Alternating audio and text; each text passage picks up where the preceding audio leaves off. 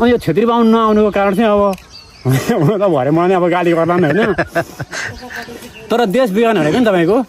सबै छेत्री बाहुनले है हेर्छु यो कुरा चाहिँ एकदम ठोक्क साथ भन्छु होइन हुन त मैले नि जनाइ लागेको छु होइन म पनि छेत्री बाहुनकै छोरो हो तर जसैले त्यसै गाली गरौँ यो गाली गरेर पुत्ला डढाएर यो गाली गरेर केही हुनेवाला रहेनछ होइन अन्तिम विकल्प भनेको श्रमदान रहेछ हाम्रो काम गर्नु पर्यो एकदम यो के अरे भाषण शासन यो दुनियाँ थोकभन्दा पनि आजको युग भनेको श्रमदान नै हो त्यसै अब तपाईँको विश्वले अब श्रम पिता भनेर अब हाम्रो हर्क सरलाई चिनेको छ र आजभन्दा लगभग तपाईँको 8 वर्ष अगाडि हर्क सामान को थियो र होइन र एउटा बौला एउटा यसको पछाडि कोही छैन त्यत्तिकै मिडियाले एउटा यो लिएर कुद्छ भन्थ्यो होइन आज सत्य भनेको नि जहिले नि एक्लो हुन्छ क्या होइन हर्क साम्बाङसँग त अब मेरो भेटघाट पनि भएको छैन तर उहाँको चाहिँ अब 84मा 6 नम्बर वार्डबाट चाहिँ एकदम चुनाव भयो भने सरकारले त चुनाव हुन दिँदैन होइन अब किनभने हामी हार्छौँ यो 84 भनेर पक्कै यिनीहरूले चाहिँ यो चुनाव चाहिँ गर्दैन यो एकदम म ठोक्का दिन्छु यसको चाहिँ भसेबाडी होइन तर भयो भने चुनाव भएछ भने चाहिँ हर्क सरकारलाई चाहिँ एकदम अहोरात्र 6 नम्बर वार्डबाट चाहिँ एकदम म चुनावको लागि चाहिँ लड्ने हो ओहो ल एकजना अभियन्ता आज थपिनु भयो एकजना थपे होइन श्रमदान महाअभियानमा यो श्रमदानमा म नआए पनि एकदम मेरो मन चाहिँ म एकदम यो भिडियोहरू हेरिरहन्थेँ होइन गरिरहन्छु आहा भनिरहन्छ मन मान्थेँ होइन तर आज चाहिँ जाउँ त के रहेछ छेत्री बाहुन कतिको रहेछ के रहेछ भनेर आएको वास्तवमा म एक्लै हुने हो कि जस्तो यहाँनिर आज चाहिँ अब तयारी मात्रै हुन्छ भोलि तपाईँ आउनु पर्यो त्यसो भने भोलि चाहिँ यहाँ बृहत फेरि यो तलतिर जुन यो सेटिङ लागिँदैछ त्यो प्लम वाल ढलाइ हुन्छ आज चाहिँ हिजोको अब काम सकिएको अलिअलि मात्रै तयारी हो क्या यो श्रमदानमा होइन अब भन त अब लाजमा हुन्छ अब यत्रो आजको युगमा श्रमदानमा अब पोलिसरी भन त होइन र पनि अब त्यो आइयो भनौँ न बुझेर आइयो एकदम ढिलो आयो तर कडा आयो भन्छ नि अबको विकल्प भनेको चाहिँ श्रमदान नै हो अरू केही छैन यो नेताहरूले गर्छन् यता उता भनेर केही पार नलाउने हुन्छ अब जस्तो यो श्रमदान गर्दाखेरि पनि हर्क साम्पाङ र श्रमदानको कामलाई श्रमदाताहरूले गाली गलौज आलोचनाहरू गर्छन् नि नेताहरू अथवा राजनीतिक कार्यकर्ताहरूले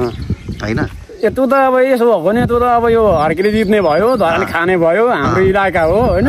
अब तपाईँको अब यो हाम्रो यो सुनसरी जिल्ला यो धरान भनेर तपाईँको अब एमालेको लाल किल्ला यहाँ यसरी यो किल्ला गाडेको थियो नि यो कसैले पनि हल्लाउन सकेको थिएन होइन अब एउटा आएर अब त्यो पनि पार्टीको होइन स्वतन्त्र व्यक्तिले हल्लायो अब हाम्रो खैरा छैन यसलाई चाहिँ अब के गरेर हुन्छ कसो गरेर हुन्छ झुटा मुद्दा लाएर हुन्छ के गरेर हुन्छ भनेर फुटाउँदै तानेको हो होइन तर हर्क सरलाई म कोहीसँग नतर्काउनु होइन एकदम बडा हिँड्नु तपाईँको अहिलेको भनेको कानुन साह्रै हुँदा ठुलो कुरो भनेको जनता हो होइन जनताको साथ छ हर्क साम्बाङलाई हाम्रो बालेन सरलाई हाम्रो गोपी हमाललाई होइन यसरी नै अनि अब अहिले यो म सुन्दैछु तपाईँको यो हाम्रो यो के यो प्राधिकरणको मान्छे कुलानी घिसिङ उहाँले पनि होइन अब यसरी नै यो हर्क गोपी बालेन जस्तै तपाईँले जनताको माझमा जानु आउनु भन्न चाहन्छु उहाँले पनि भक्तपुरमा चाहिँ श्रमदानमा सहभागी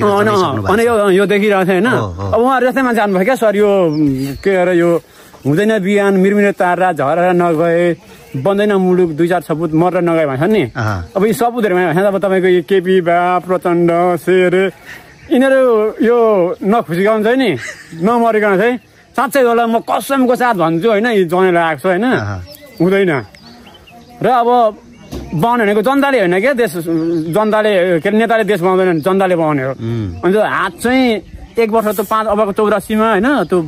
चुनावको दिन चाहिँ हात परिवर्तन भएर एक दिन सबैजनाले स्वतन्त्रमा भोट लाग्यो भने देश बनियो होइन हाम्रै पार्टी हाम्रै गिर्जाबा हाम्रै बा हाम्रै उबा के बा भन्यो भने चाहिँ यो अहिले गिरिजा त हुनुहुन्न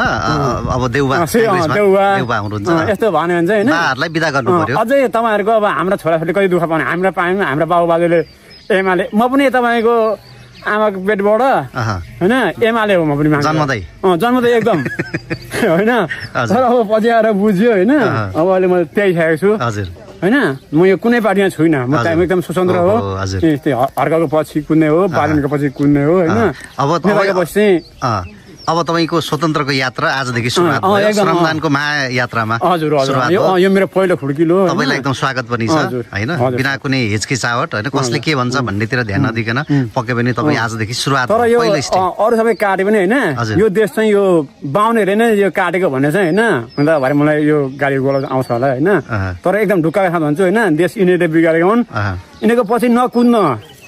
चाहिँ म अझै पनि जनताहरूलाई चाहिँ होइन आग्रह गर्दछु। अब यो आज यहाँको यो 16 नम्बर वार्ड होला होइन, यहाँनिर अब हामी 15 को साथीहरू पनि हुनुहुन्छ,